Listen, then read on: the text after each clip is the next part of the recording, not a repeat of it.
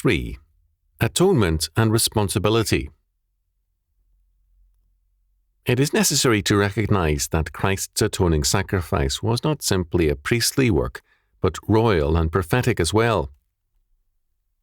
If we see the atonement as only a priestly accomplishment, we are then well on our way not only to antinomianism, but also to paganism.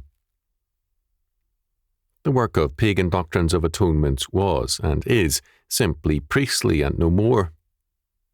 The modern purveyors of atonement are psychologists, psychoanalysts, and psychiatrists. It is their function to relieve men of their burden of guilt and to send them on their way as free and supposedly autonomous individuals. Whether gained from a modern practitioner or from the priest or shaman of an ancient cult, the goal of atonement is release from the burden of guilt into the freedom to live one's life in independence from guilt and from the claims of God and man. The goal of humanistic atonement is humanistic freedom. The guilty man seeks freedom from guilt, not from sin. The result is no freedom at all. The nature of biblical atonement is radically different.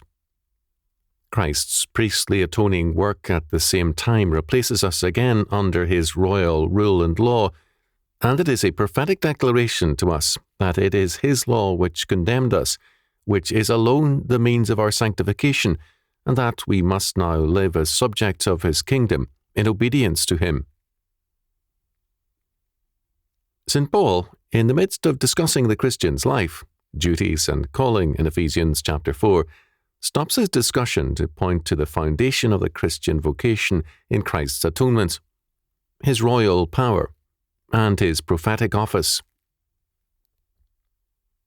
There is one body and one Spirit, even as you are called in one hope of your calling, one Lord, one faith, one baptism, one God and Father of all, who is above all, and through all, and in you all.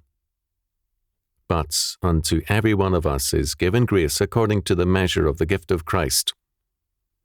Wherefore he saith, When he ascended up on high, he led captivity captive, and gave gifts unto men. Now that he ascended, what is it but that he also descended first into the lower parts of the earth? He that descended is the same also that ascended up far above all heavens, that he might fill all things. Ephesians chapter 4, verses 4 to 10. Paul tells us, first, that there is a unity and an interdependence with responsibility in the kingdom of Christ.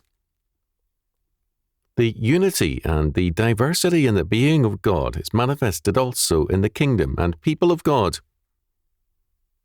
The people of God are bound to one another and to the Lord by their duty to minister to one another in obedience to the law word of God.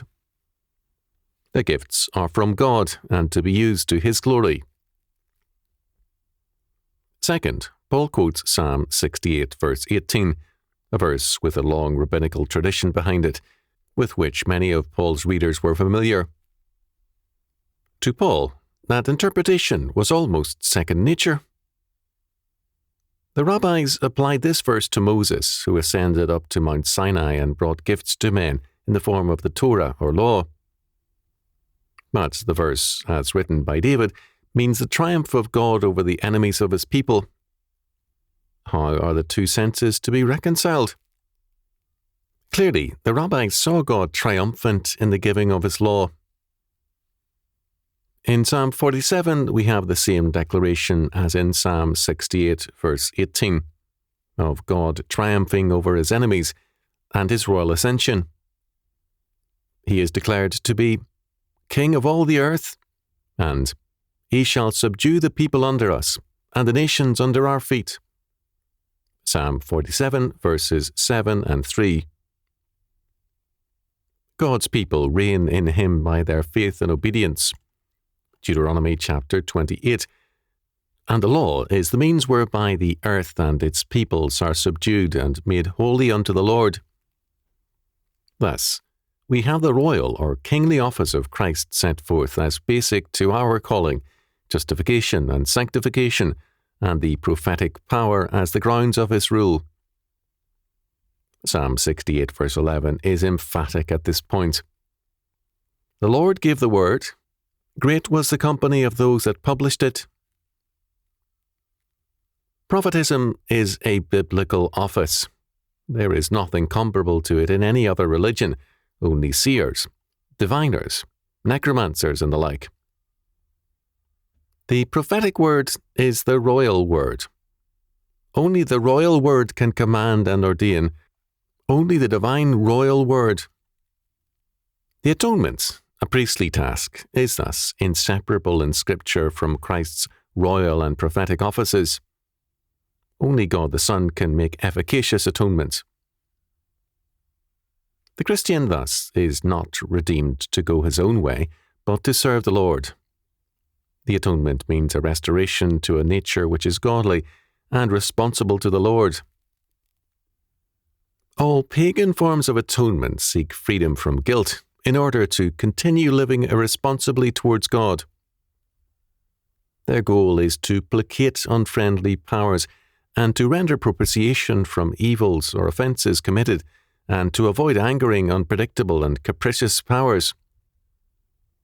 Thus, in the Epic of Gilgamesh, we have an account of the flood, but, as Thomas notes, the destruction of man was not, however, caused essentially by any sin of man.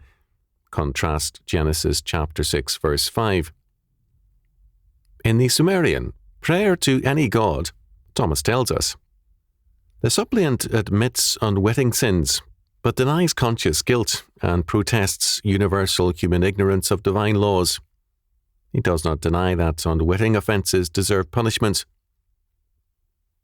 Where sin is clearly cited, as in an Egyptian tale, there is no reference to sin against God, as in Genesis chapter 39, verse 9. Pagan atonement thus seeks release.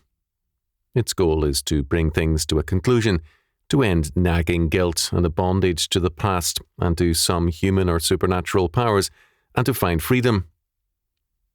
Buddhist atonement thus does not foster any sense of responsibility towards God and man.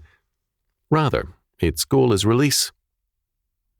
The same is true of Hinduism and other religions.